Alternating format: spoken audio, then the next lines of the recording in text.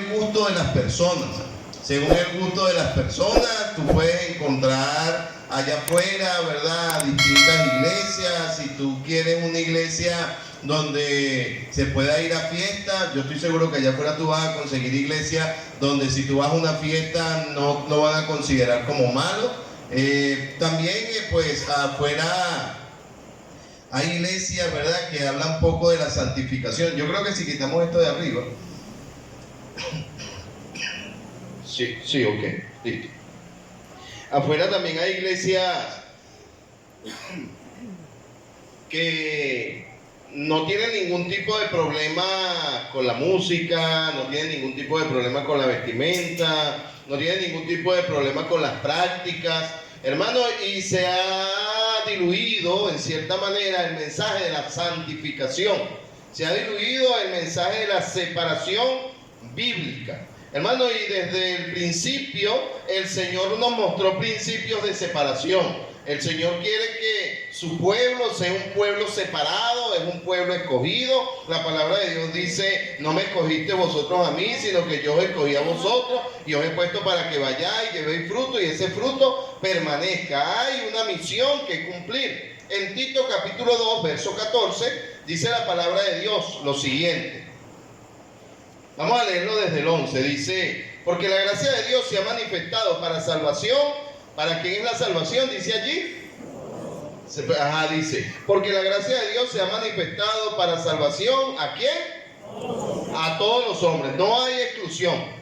No hay un grupo que Dios haya dicho, pues este sí se salva y este no se salva. Yo sé que existen cantidades de libros y cantidades de predicadores que están hablando acerca de grupos que se han elegido para que sean salvos y grupos que no se han elegido para que sean salvos. Pero si un escritor humano, no importa la reputación que tenga, no importa los años de ministerio que tenga, no importa la experiencia ministerial que él pueda tener, si ese predicador explica algo contrario a la palabra de Dios, usted y yo estamos puestos en la toma de decisión entre creerle a un predicador o creerle a la Biblia. ¿Amén? Y yo creo que lo mejor que usted y yo podemos hacer es creerle a la palabra de Dios. La salvación es para todo el mundo. ¿Amén? Sí, dice: porque la gracia de Dios se ha manifestado para salvación a todos los hombres, enseñándonos salvación, que renunciando a la impiedad y a los deseos mundanos, si se da cuenta el efecto de la salvación, ¿verdad? Renuncia. Fue lo que no pudo hacer el joven rico. El joven rico se fue triste. Tito dice acá que el efecto de la salvación, aunque Dios quiere que todos los hombres sean salvos, dice que enseñamos que renunciando a toda impiedad, que es la impiedad, las obras impías, a los deseos mundanos. Así deberíamos de vivir los cristianos, renunciando a la impiedad, renunciando a los deseos mundanos. Qué bueno sería que en el momento que creímos en el Señor se nos quiten las ganas de pecar, ¿verdad? Sería una tremenda bendición. Ay, no, ya yo soy cristiano, no, el que fumaba se le quitaron las ganas de fumar, el que bebía se le quitaron las ganas de beber, el que decía malas palabras ya se le quitaron se le olvidaron la grosería. Tú no eras grosero, ¿qué es eso? No, las cosas que tú decías, no, por mi mente no pasa eso. No, usted va a seguir teniendo intacto todo eso en su mente. Pero el tema es renunciar a esos hábitos que iban en contra de la palabra de Dios. Ahora dice que renunciando a toda impiedad y a deseos mundanos, vivamos en este siglo sobria, justa y piadosamente, aguardando la esperanza bienaventurada y la manifestación gloriosa de nuestro gran Dios y Salvador Jesucristo. ¿Qué esperamos los cristianos? Los cristianos estamos esperando la segunda venida del Señor. Amén. Aguardamos. Hermano, ¿y cómo yo sé que alguien está esperando algo? ¿Cómo yo sé que alguien está esperando algo? Porque está preparado, ¿verdad que sí? Sí, está preparado. Yo no puedo decir: no, estoy aquí arriba en la Cabrera esperando que pase un carro allá abajo en Albertina. No, yo no estoy esperando, yo estoy acá arriba. Pero si yo estoy en intenciones de tomar un carro que vaya a echar la llave, yo me voy a ir exactamente a la parada. De hecho, si tengo intenciones de irme sentado, no me quedo allá abajo, me voy directamente a la parada donde cargan los autobuses porque yo quiero irme sentado. La espera de nosotros como cristianos tiene una evidencia. La espera de nosotros como cristianos tiene una evidencia práctica dentro de nuestra vida y aguardamos la esperanza bienaventurada y la manifestación gloriosa de nuestro gran Dios y Salvador Jesucristo, quien se dio a sí mismo. El Señor no pagó el precio en tercera persona, Él se dio a sí mismo. Dice, quien se dio a sí mismo por nosotros, para redimirnos de toda iniquidad. Hermano, qué tremendo, porque esta parte de este versículo habla acerca de una doctrina sumamente importante dentro de lo que es la doctrina de la salvación. Cuando usted habla acerca de la doctrina de la salvación, hay muchas doctrinas que se desprenden. Dentro de ellas está lo que es la doctrina de la sustitución. El hombre era culpable y tenía que ir él y pagar por su pecado. Cuando el Señor Jesucristo entrega su vida en la cruz del Calvario, simbólicamente Él nos está quitando en medio a nosotros, está pagando por nosotros. Él se hizo un sustituto y a través de ese sacrificio, ahora nosotros, hermanos, podemos ser redimidos de la iniquidad. Y ahora mira el propósito. El Señor se dio a sí mismo por nosotros para redimirnos de toda iniquidad y purificar para sí un pueblo propio. Y la segunda es celoso de buenas obras. Un pueblo propio. Los maracuchos casi que hacen su pueblo propio, ¿verdad? Sí, los maracuchos dicen que Maracaibo debería de ser nombrada nación independiente. Sí, los maracuchos, ellos, al igual que los argentinos, ¿verdad? Los argentinos, ellos sienten que ellos deberían de estar solos en el mundo. Sí, y hermano, cuando las personas se han separado, muchos de los países que nosotros encontramos han sufrido separaciones de otros países, por ejemplo, Canadá, de Estados Unidos, parte de Texas, de México, el mismo Nicaragua, fue una división que se creó del mismo país de México, y hay varios países que se han descentralizado, es la expresión que ellos utilizan. Cuando usted lee un poquito de la historia de Venezuela, va a encontrar lo que era la Gran Colombia, ¿verdad? Las 5 naciones que estaban unidas para lograr el propósito del Libertador, pero ahora cada una de ellas son naciones independientes. Eso no era el sueño de Bolívar. El sueño de Bolívar era que todos fueran una sola, e incluso si la Gran Colombia se hubiese llegado a cabo y hubiese tenido éxito, la Gran Colombia fuera más grande que Estados Unidos.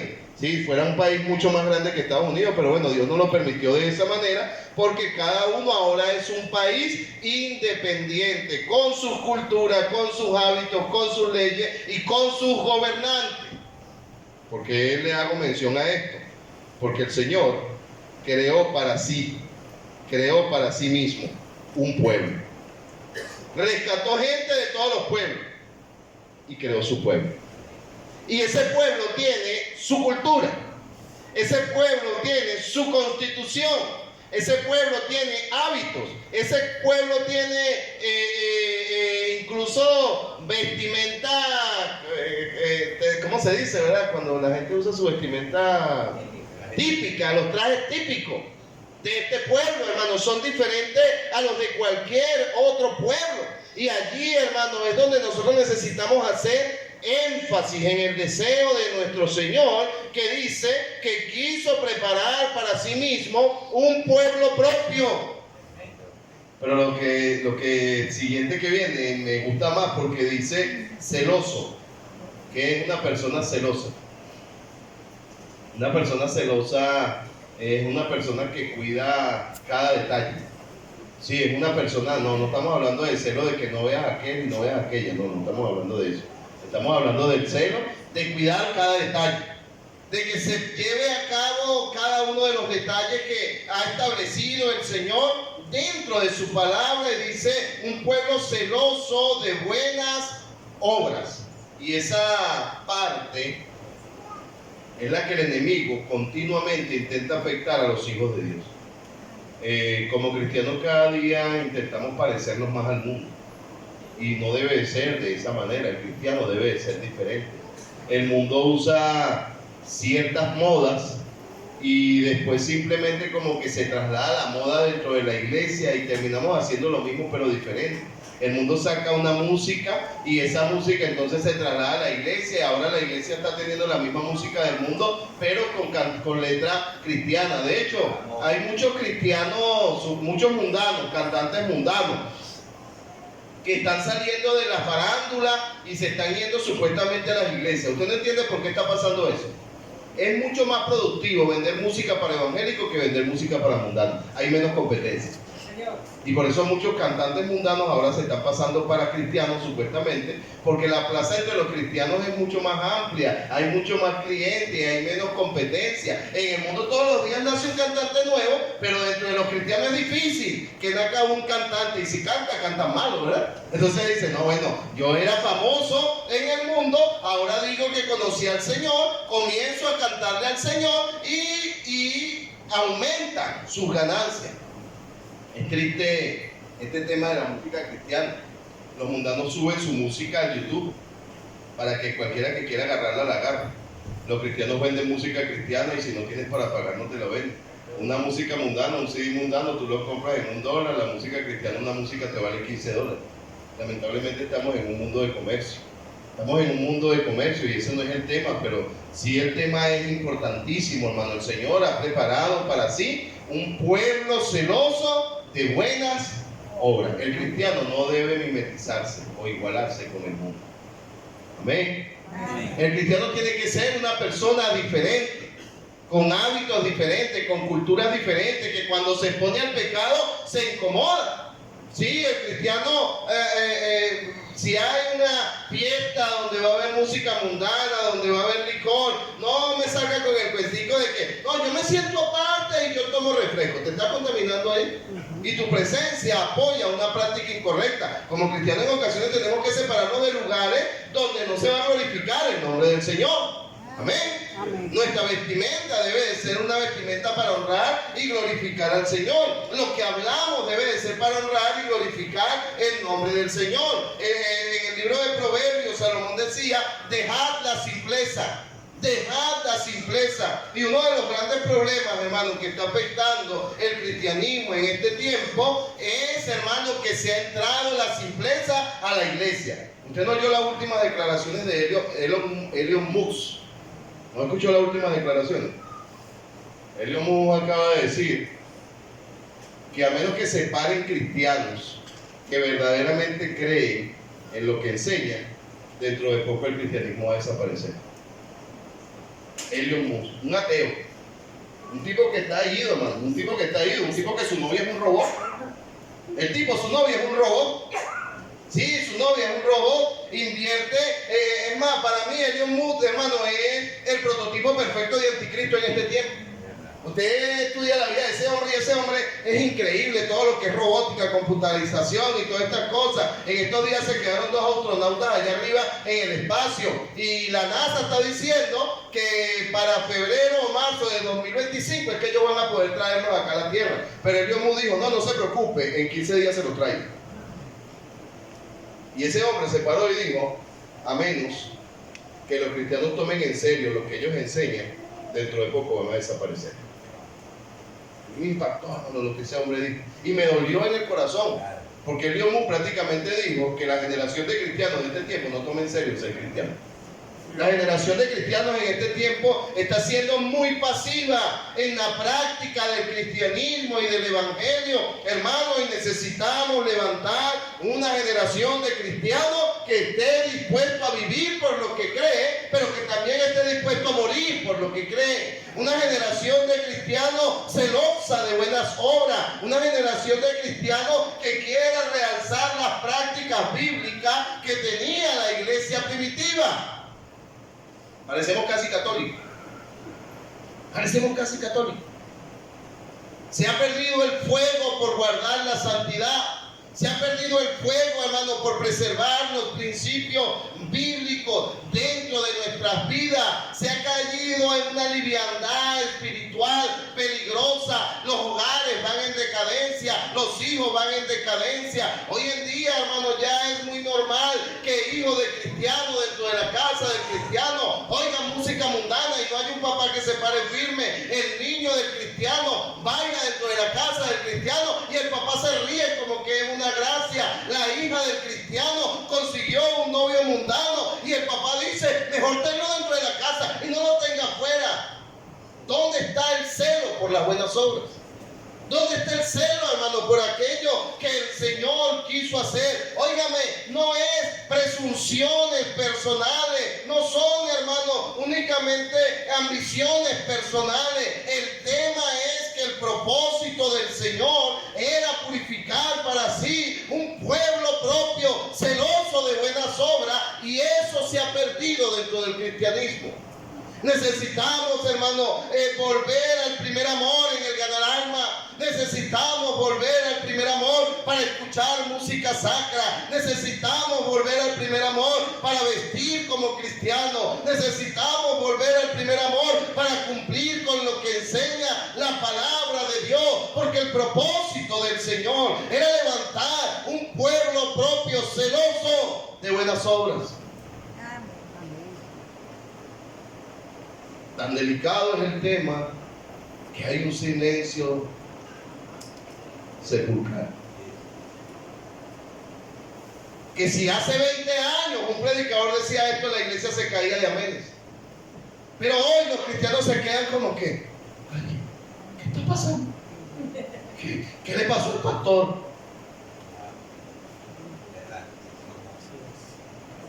O nos santificamos o desaparecemos. O nos santificamos o la gente va a buscar una opción que verdaderamente cree. Hace un tiempo hablaba con un hombre y me dijo, si yo me metiera en una religión, me metiera musulmán. Y le dije, ¿por qué? Me dice, porque los musulmanes sí creen lo que enseñan. Ellos están dispuestos a morir por lo que creen. Ellos se amarran una bomba al pecho y se explotan. Y los cristianos no están muriendo por lo que creen. Un mundano dijo eso. Qué percepción tan triste, hermano, tiene el mundo de nosotros. Tiendas del Castillo. ¿Tú sabes que estamos minados de musulmanes? ¿Tú sabes que estamos minados de musulmanes? ¿Tú sabes que si el Señor nos regala 20 años más, el cristianismo puede desaparecer en Venezuela y puede colonizar a los musulmanes? Tiendas del Castillo. Tiendas del Castillo está creando tiendas en todo el país. Y ellos son musulmanes, hermano. Ellos tienen una doctrina musulmán activa.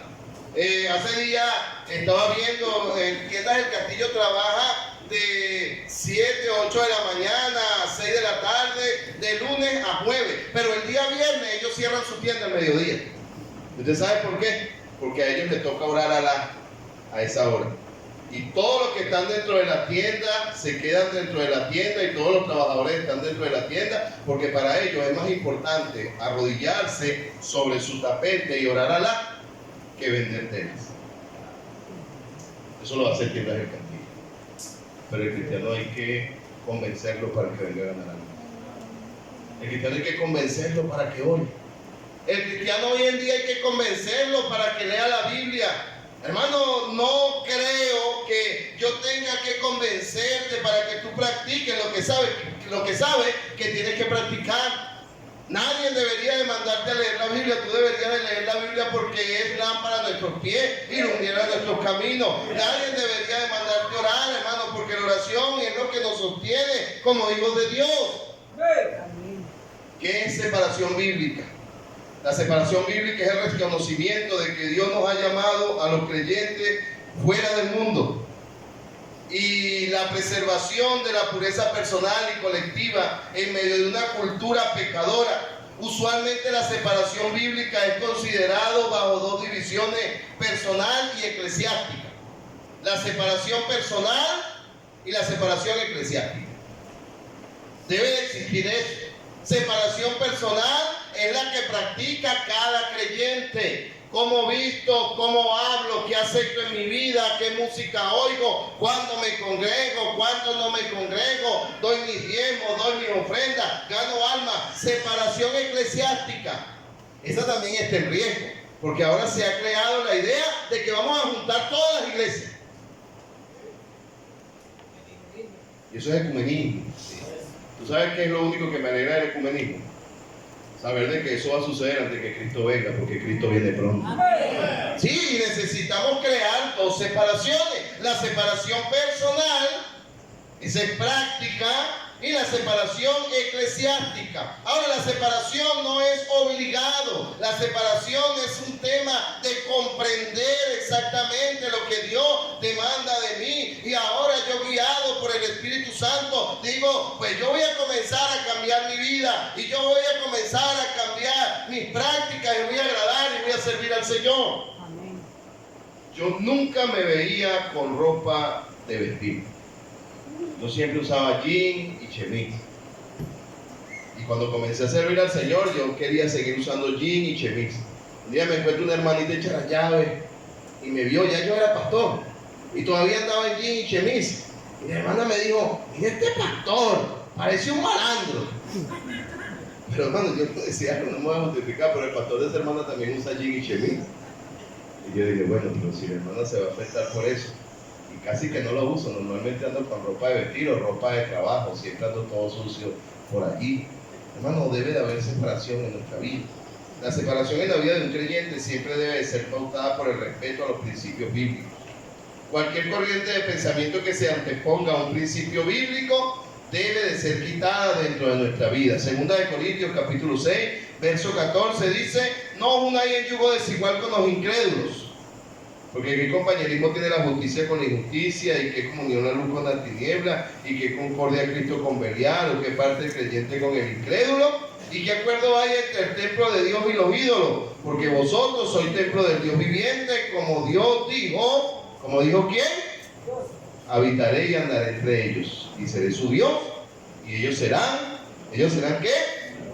Ese pueblo celoso de buenas obras que el Señor quería preparar. Vamos a orar. Padre, en esta noche suplico que nos enseñes, la verdad.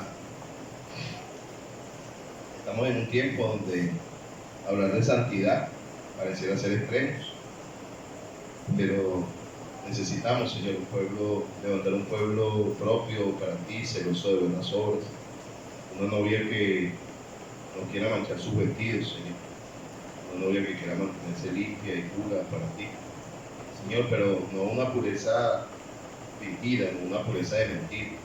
Necesitamos una pureza real de corazón, y que nuestra práctica sea guiada por usted.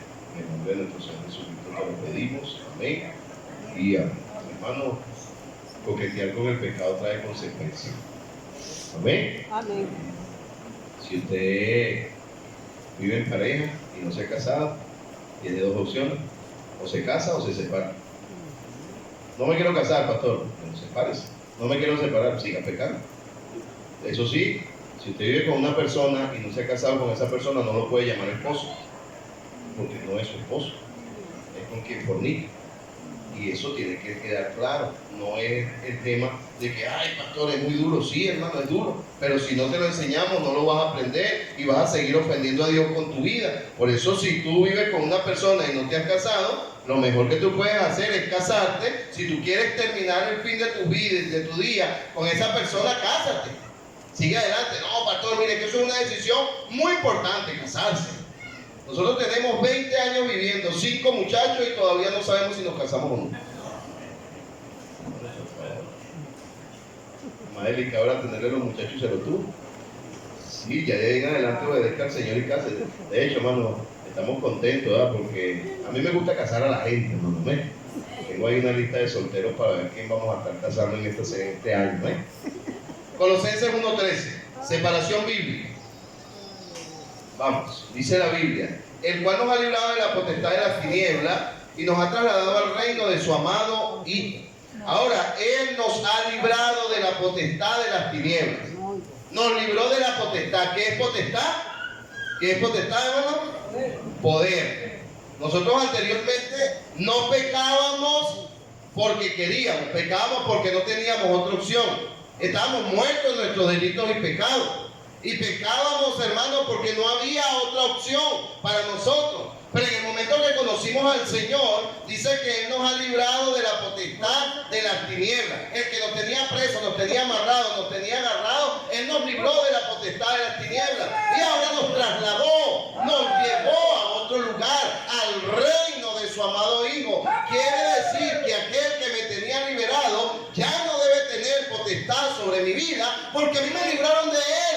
Si él me grita a través de la reja y me dice, haz lo que hacía, yo le voy a decir, ya tú a mí no me mandas. Yo no estoy bajo tu potestad. Ya tú no gobiernas mi vida. Pero necesitamos entender algo, hermano. Si usted sigue siendo gobernado por su concupiscencia y por su pecado, posiblemente es porque no ha conocido al Señor. Porque el que era esclavo y fue libertado no sigue actuando como esclavo. Porque ha sido libertado y fue librado de la potestad, del poder de las tinieblas y trasladado al reino de su amado Hijo. Primera de Tesalonicenses 4:7. Primera de Tesalonicenses. Dice, pues no nos ha llamado Dios a inmundicia. No nos ha llamado Dios a inmundicia. ¿A qué nos llamó el Señor? A santificación. Mente, corazón, espíritu y práctica de un hijo de Dios. Porque el Señor no nos llamó a inmundicia. El Señor no nos llamó a inmundicia. Como hijos de Dios ya fuimos rescatados y no nos llamó a inmundicia, sino ¿a qué? A santificación. Segunda de Corintios capítulo 6. Voy a citarte algunos versículos. 6:17. Dice la palabra de Dios, por lo cual salí en medio de ellos y apartados, dice el Señor, y no toqué lo inmundo, y yo recibiré, y seré para vosotros por padre, y vosotros me seréis por hijos y hijas, dice el Señor. Ahora dice la Biblia, por lo cual salí de en medio de ellos y apartados, dice el Señor, y no toqué lo inmundo, y ahora viene una acción, y yo os recibiré. Baja en una camioneta de pasajeros. Te lo voy a ilustrar. Baja en una camioneta de pasajeros. La camioneta va fallando. Va accidentada. Va retrasada. Va tragando humo. Cada 5 minutos se detiene. Pasa otra camioneta en buen estado. Aquella camioneta está dispuesto a llevarte. Solamente tú necesitas tener una acción. ¿Cuál es la acción que tú necesitas tener? Te bajas de este carro y te montas en el otro y te vas. ¿Sí o no? Bueno, mientras tú no te bajes del carro del pecado, el otro carro no te puede llevar. Sí, en ocasiones yo ando con Dios, pero seguimos montados en aquel vehículo que camina incorrectamente. ¿Y cómo usted sabe eso? En práctica, en conducta, en aspectos, en decisiones que tomamos dentro de nuestra vida. Oiga, yo le voy a decir algo, hermano. La gente se va a oponer cuando tú te quieras santificar. El pastor Ezequiel Salazar, hermano, dice que cuando él conoció del Señor, dice que venía de una familia de bebedores de aguardiente, una familia donde hacían las cosas incorrectas. Dice que todos los diciembre dentro de su familia habían peleas entre la familia. Y cuando él llegó y dijo que había conocido del Señor, dice que su papá se le paró y le dijo, él es la primera persona que trae esa deshonra a nuestra casa. ¿Por qué tú crees que todo el mundo te va a aplaudir? ¡Ay, qué bueno! Ya dejó de beber aguardiente. ¡Bravo! No. Van a desafiarte. Van a decirte, te voy a dar 3 meses para que vuelvas otra vez a lo mismo. Van a intentar perjudicarte para ver si vas a explotar como tu mal carácter anteriormente. Dice, búscale problema, aquel ahora que es evangélico para ver qué es lo que va a hacer. Eso va a hacer la gente. Van a tentarte con lo que a ti te gustaba en el mundo. Van a poner la música que a ti te gustaba en el mundo. Pon el vallenato ese para que tú veas cómo se descarrila el hermano. Pónselo ahí para que tú veas. Pero ahora tú te mantuvieras firme con nosotros. Sí, que te ponga la música que te ponga la novela que te ponga la ropa que te ponga. No, yo decidí que voy a servir al Señor. El cual salí de en medio de ellos, dice el Señor, y no toqué lo inmundo. Hay lugares, hay prácticas y hay amigos que luego que conocemos al Señor, lamentablemente no nos van a aceptar como nosotros somos ahora. No, ya contigo no se puede hablar. Tú cambiaste mucho. Y como que si nuestro cambio fuera peligroso. Como que si nuestro cambio fuera perjudicial. No, hermano, ellos necesitan que tú te mantengas firme El Señor dice: salid en medio de ellos y no toquéis lo inmundo y yo recibiré. Dice: ¿tú no quieres que Dios te reciba? Y seremos para vosotros por padre y vosotros me seréis por hijos y hijas, dice el Señor Todopoderoso. Levíticos capítulo 20, verso 26. Soy un poco mal de la garganta, hermano. Si escucha ahí un gallito, no se ríe. Guarde discreción. 20:26 dice la palabra de Dios. Dice: habéis pues de serme santos, porque yo Jehová soy santo, y os he apartado de los pueblos para que seáis míos. El Señor es santo. Amén. Si nuestro Dios es santo, nosotros deberíamos de vivir en santidad, como hermano. Segunda de Corintios capítulo 7, versículo 1. Qué triste ver cristianos riéndose de chistes mundanos.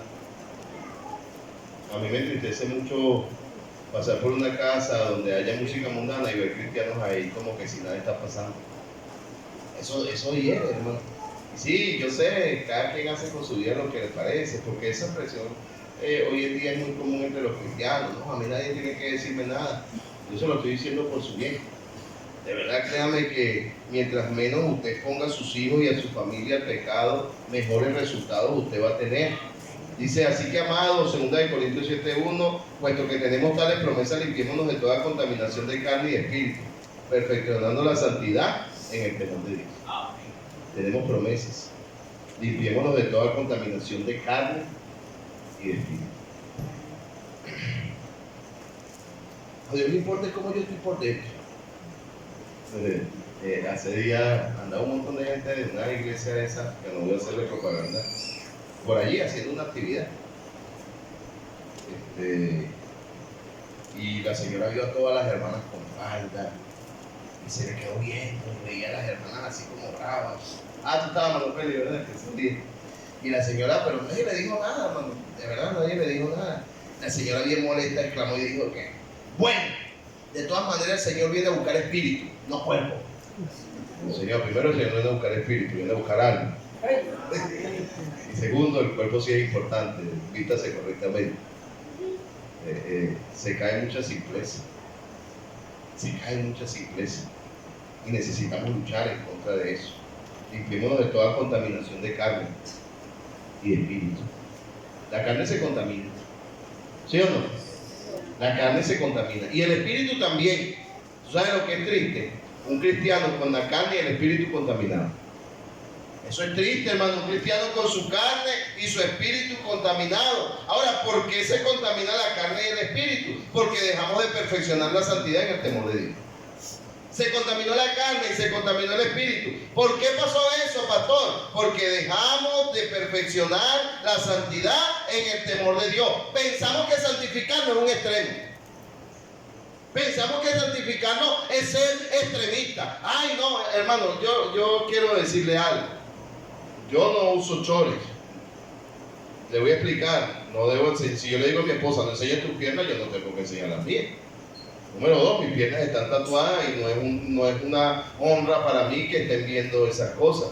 Pero muy fuera de eso, a veces nosotros hablamos de la vestimenta y pensamos que es nada más para las hermanas.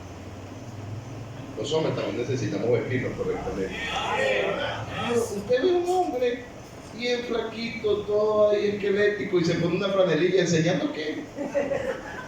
Trate de vestirse correctamente. Sí, trate de vestirse correctamente como un hijo de Dios, como un cristiano, como una persona que quiere agradar al Señor. Perfeccione la santidad. Perfeccione la santidad. Perfeccionemos el temor de Dios dentro de nuestra vida. Debe de haber la pregunta en nuestros labios todos los días: Señor, ¿qué quieres que cambie, Señor? Veme, Señor, dime qué es lo que quieres que cambie de mi vida. No le preguntamos al Señor. Hoy en día, hermano, los cambios dentro de nuestra vida ya son preferencia o simple deseo de agradar a otra persona. Mi esposa se viste para agradarme a mí. Yo me he visto para agradar a mi esposa. Hermano, yo le voy a ser sincero. Yo ni colonia uso.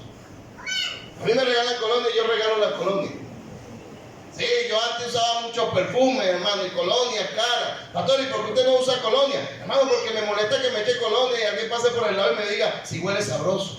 Entonces, para yo evitarme eso, ni colonia uso. Ahora me meto una cebolla bajo el brazo y ya. No, mentira, no.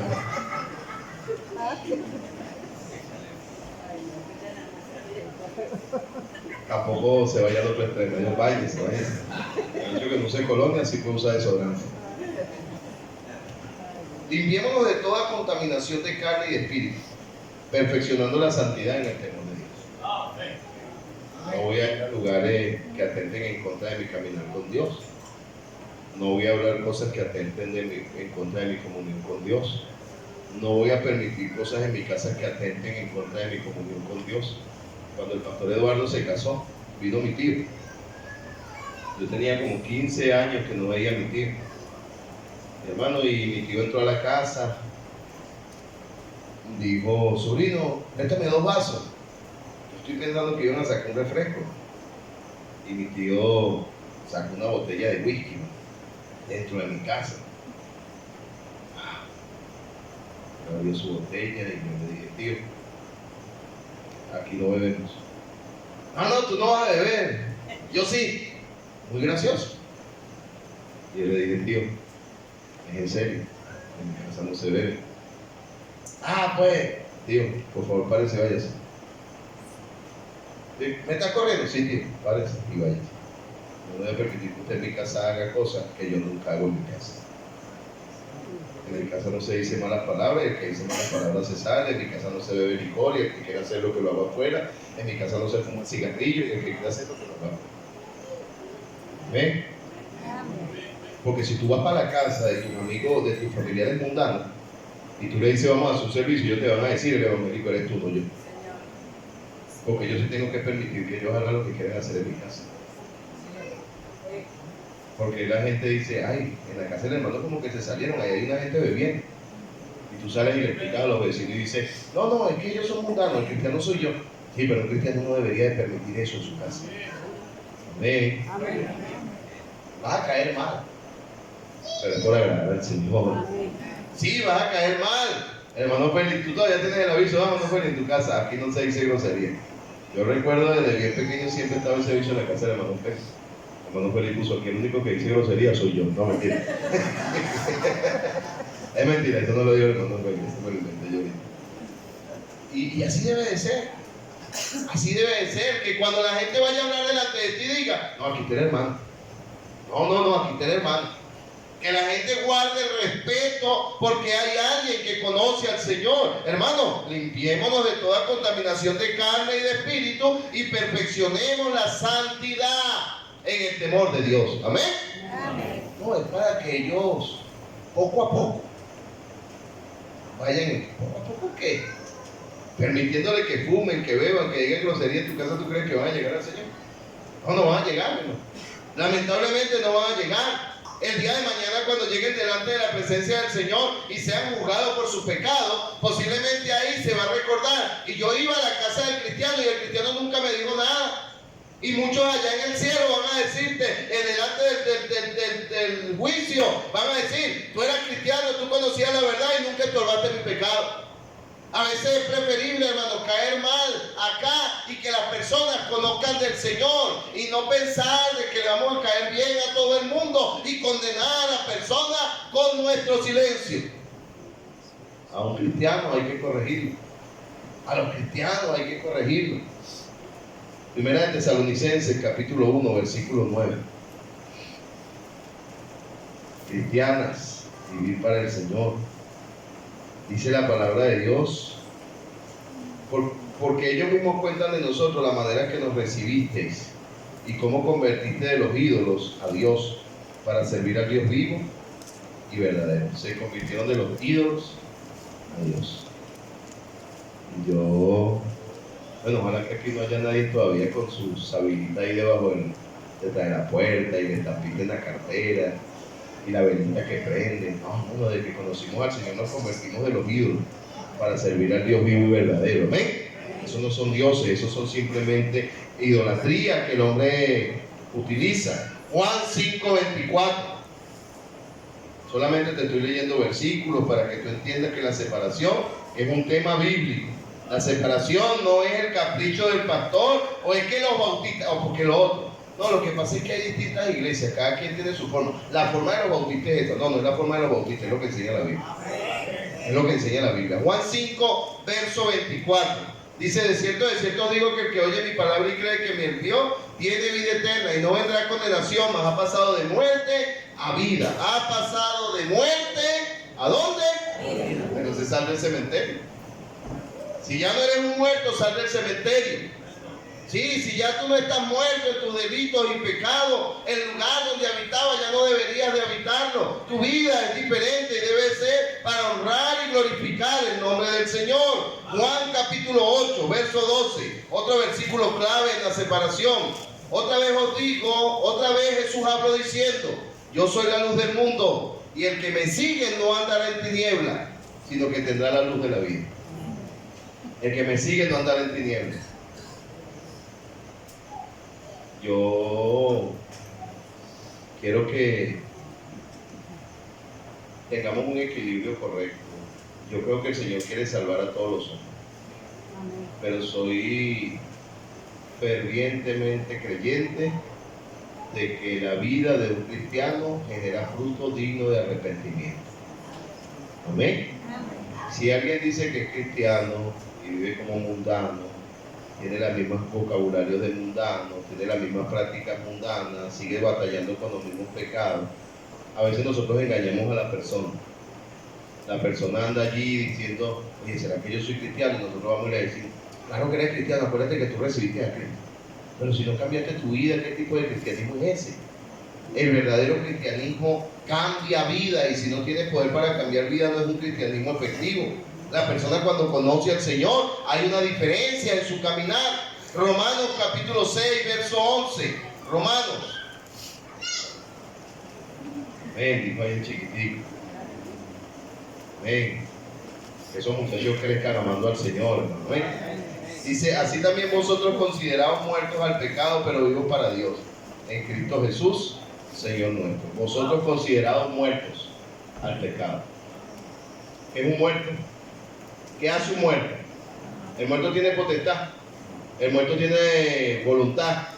No, el muerto no. Dice que nosotros debemos estar como muertos al pecado, pero vivos para Dios. Sí, si el pecado viene, no, yo estoy muerto para eso.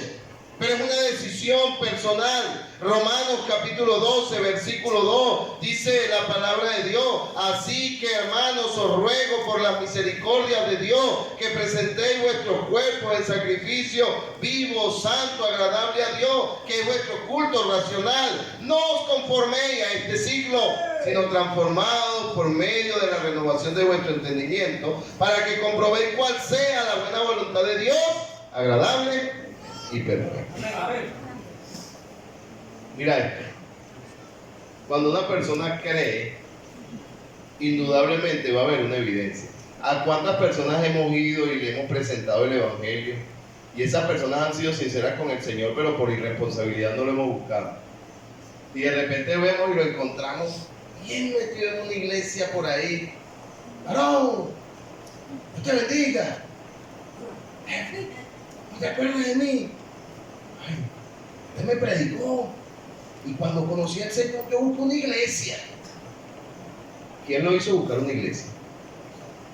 El Espíritu Santo, en el momento que Él nació de nuevo, lo guió a que se acercara al Señor. Amén. Amén. No sé cómo usted me va a decir a mí que una persona sigue viviendo, revolcándose en el pecado y es salvo. Si el Espíritu Santo que mora en ti te guía a toda verdad.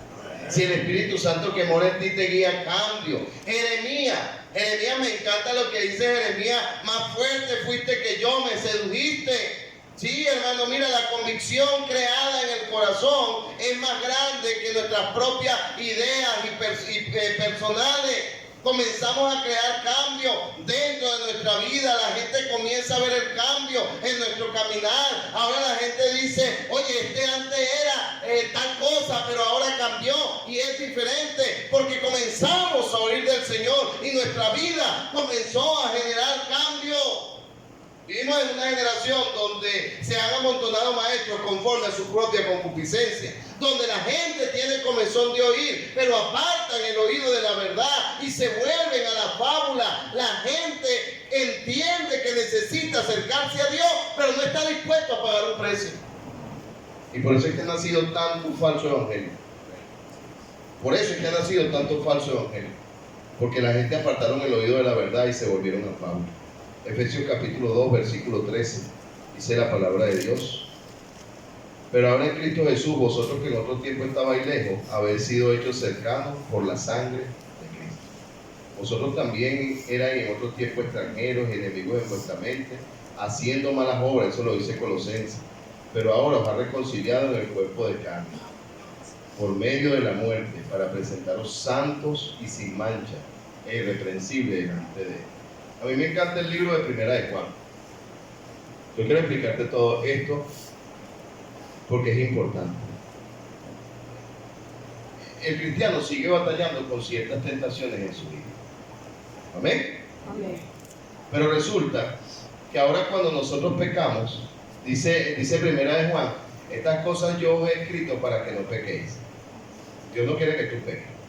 La salvación no es una licencia para pecar. Que eso es lo que en ocasiones estamos enseñándole a la gente. Ven acá, tío. Toma tu boleto de salvación. Toma, ya tú eres salvo. Puedes hacer lo que te dé la gana. Porque ya tú eres salvo. En el momento que creíste, fuiste sellado con el Espíritu Santo. Y no importa lo que tú hagas, tú eres salvo. Así que vayas y peque. Eso es lo que le dice la Biblia al Hijo de Dios. Eso es lo que dice la Biblia. Porque Primera de Juan me dice a mí todo lo contrario. Dice, estas cosas las escribo para que no pequen. El Señor cuando le da la salvación a la persona no le dice, esta es tu licencia para pecar.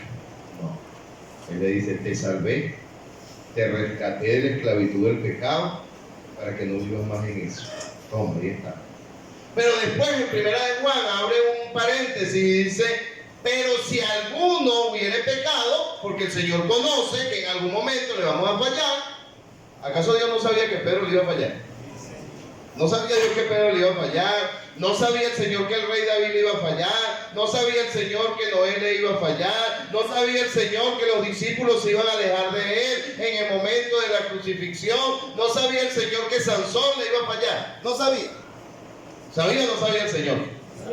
Él sabía. Entonces ahora en Primera de Juan se abre un paréntesis y dice, y si alguno hubiere pecado, como una excepción, no como una regla, abogado tenemos para con el Padre, a Jesucristo el justo.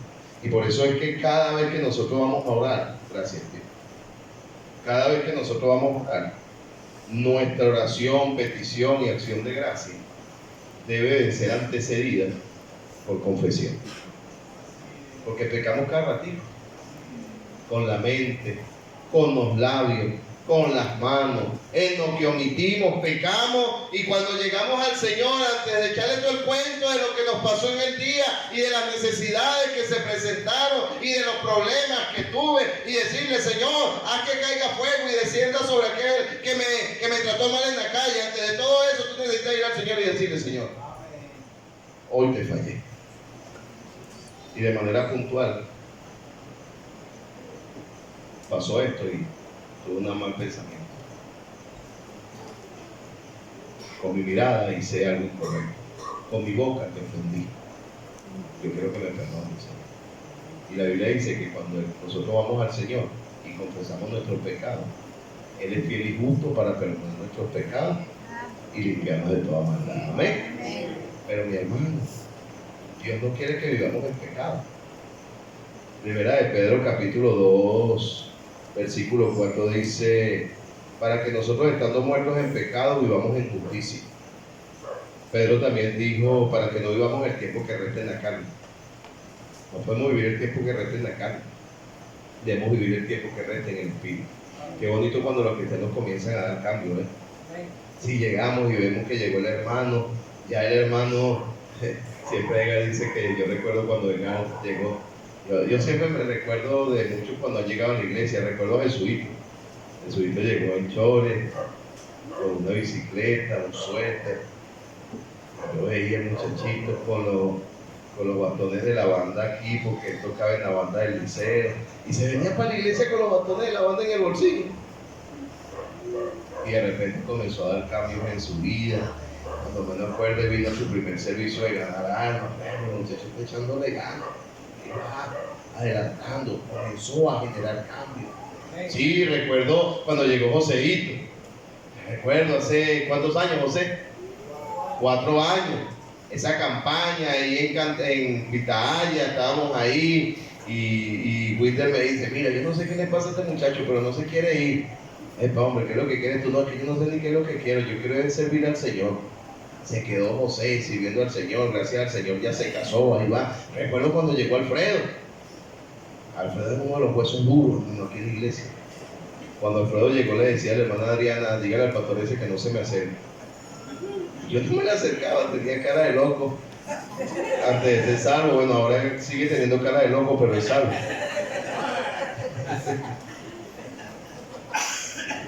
Y ver a Alfredo ganando almas, sirviendo al Señor, caminando con el Señor, prontamente Dios va a hacer algo grande en su vida. Sí, hermano, sí, recuerdo cuando Gianfranco llegó a la iglesia, yo no estaba aquí, yo no estaba en Venezuela, yo estaba en México. Y me mandaron una foto, mire, este muchacho llegó a la iglesia con él, y mándame la foto, ¿de dónde salió ese muchacho? ¿Quién es? Ay, lo que llegué, me senté con Gianfranco, hablé con él, y cada uno de los muchachos, cada uno de los hermanos que han llegado a la iglesia, yo puedo hablarle del momento cuando cada quien llegó, esa alegría que da, y los cambios que comienzan a ver en la vida de los creyentes, de los cristianos. Recuerdo a Joan, de verdad, con su chorcito rojo ahí, ligando caballito ahí. Ya no diga caballo.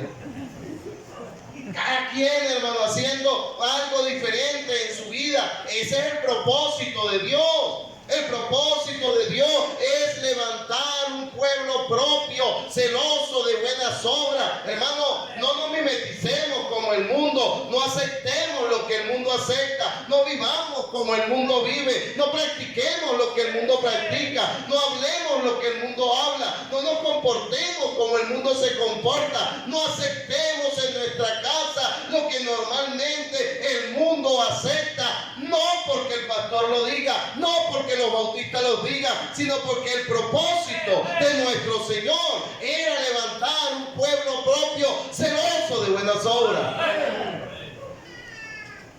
indignos de ser nosotros parte de ese pueblo, indignos, hermano. No merecemos, hermanos, ser ese pueblo elegido por Dios para anunciar las virtudes del que nos llamó de las tinieblas a su luz admirable. Indignos de saber de que si cerramos nuestros ojos a este mundo vamos a ir a la presencia del Señor. Indignos de tener el Espíritu Santo en nuestra vida y saber, hermano, de que fuimos sellados con el Espíritu Santo de la promesa. Indignos de tener una copia de la Biblia, de la palabra de Dios en nuestra mano. Saber que todo el plan de Dios fue dejado acá para nosotros. ¿Qué nos pide el Señor? ¿Qué nos pide? Vive para Él. Vive para Él. Comienza a cortar con esas cosas que te amarran al mundo. Tú no eres de este mundo. Somos extranjeros, peregrinos. En algún momento vamos a llegar verdaderamente a nuestro lugar, esa ciudad que Él ha preparado para nosotros. Mientras tanto nos toca marcar una diferencia. Porque mientras más diferencia marquemos como cristianos, más se vamos a ocasionar en aquellos que no conocen del Señor. Oye, pero ¿qué tienen estos cristianos? Ay, vaya, padre, ¿qué es lo que hay? Vienen a conocer del Señor. Pero si tú te igualas y te mimetizas al mundo, la gente va a decir, no, él vive igualito que yo. Ahí para allá mejor me quedo acá. Porque la gente lo dice. Pero usted y yo fuimos llamados a ser diferentes. Como cristianos fuimos llamados a ser diferentes. La separación es un tema bíblico. No ha pasado de moda, no va a pasar de moda. De hecho, necesitamos gente que se comprometa y diga, vamos a levantar en alta la bandera del Señor. No nos vamos a igualar, no nos vamos a mimetizar, vamos a vivir para Dios. Todos ojos cerrados, toda cabeza inclinada, y ese pueblo se